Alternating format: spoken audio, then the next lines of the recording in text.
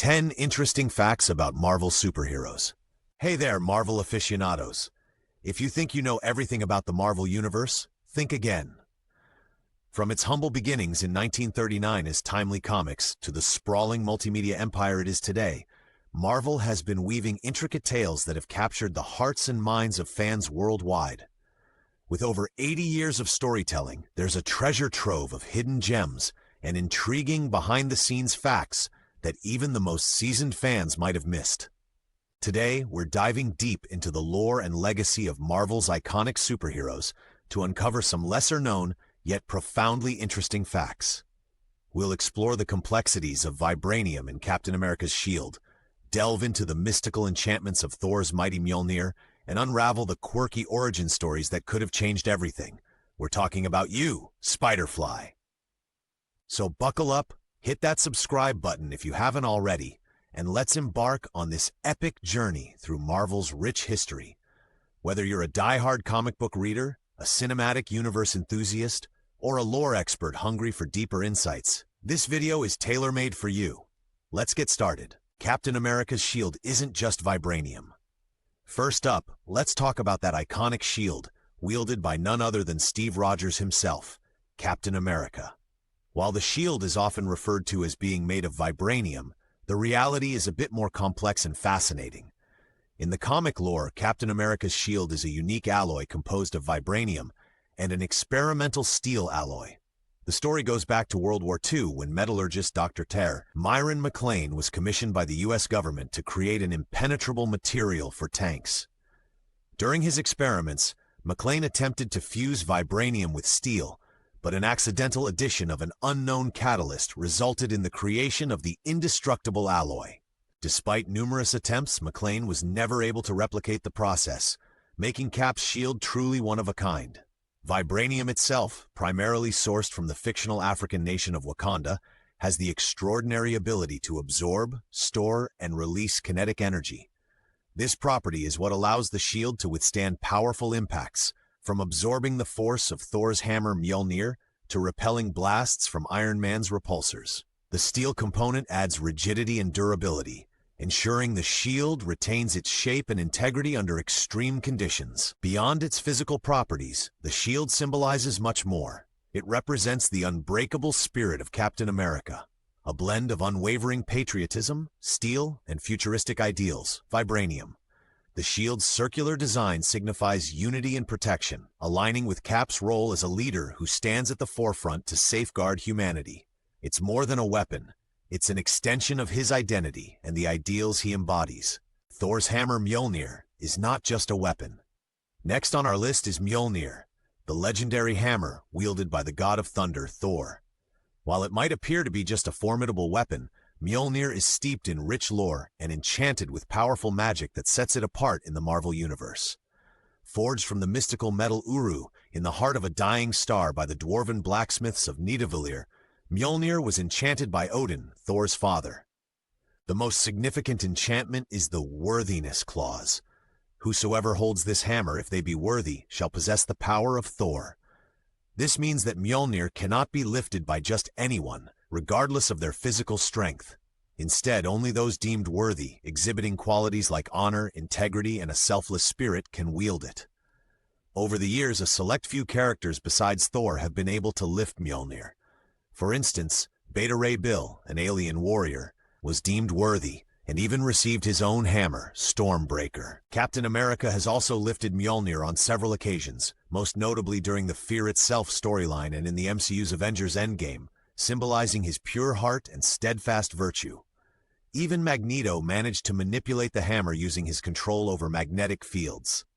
Mjolnir isn't just a weapon, it's a conduit for Thor's powers.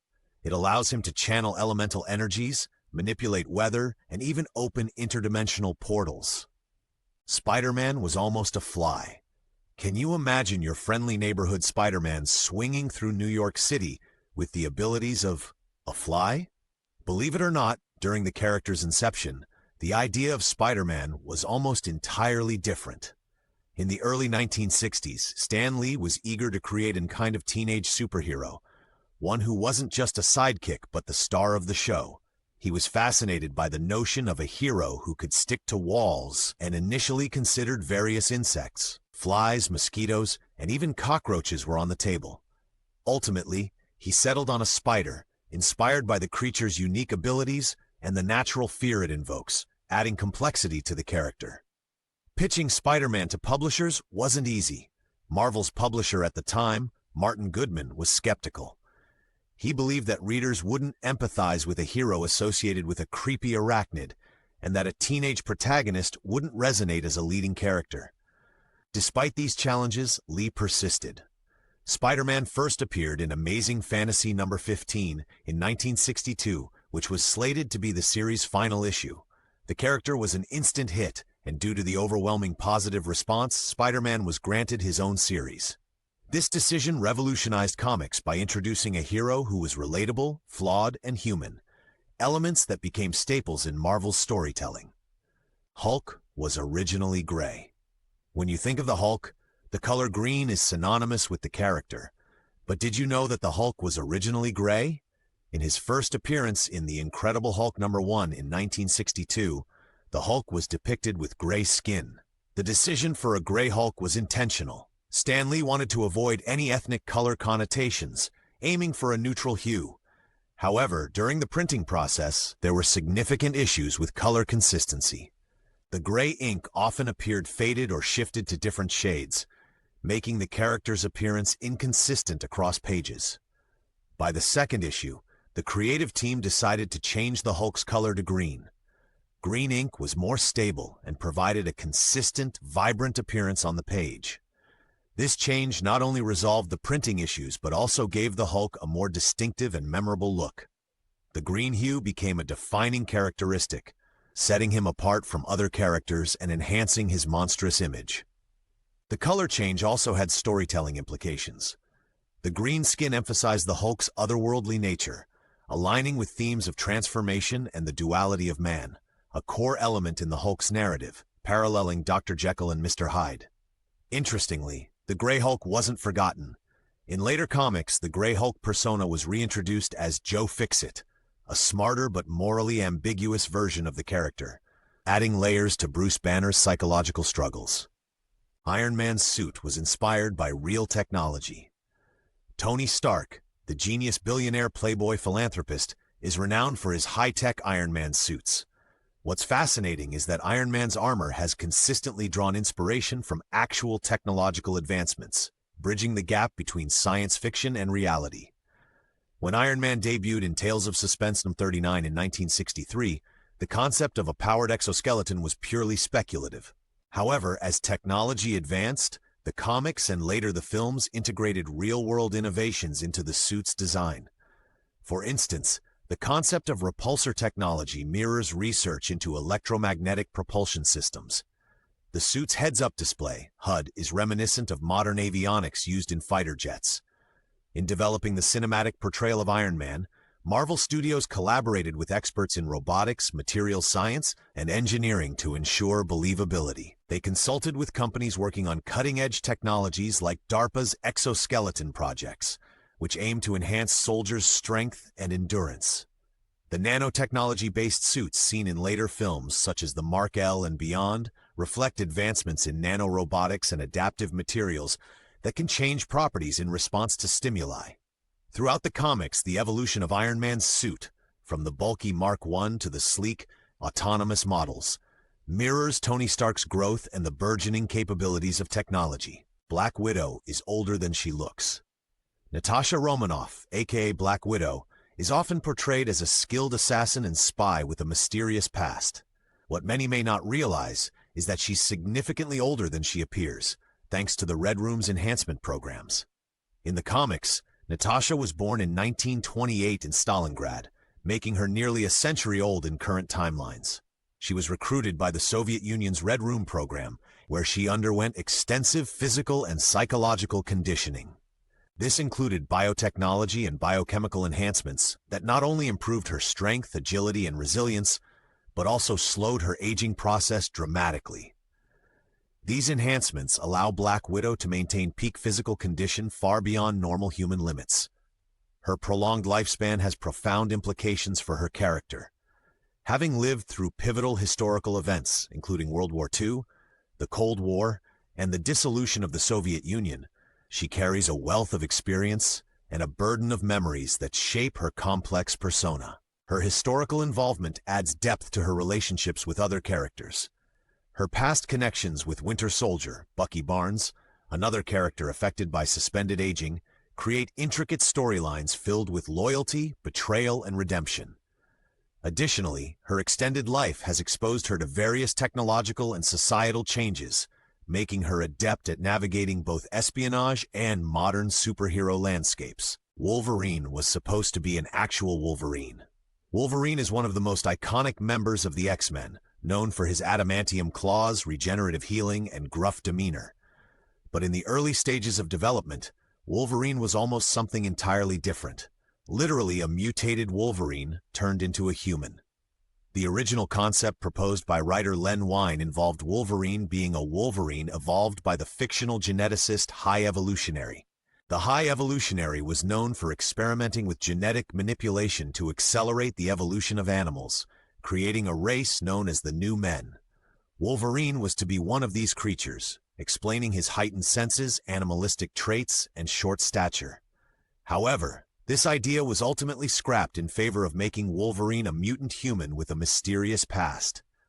This shift allowed for richer storytelling, enabling writers to explore complex themes such as identity, memory loss, and the impact of trauma. Deadpool knows he's in a comic.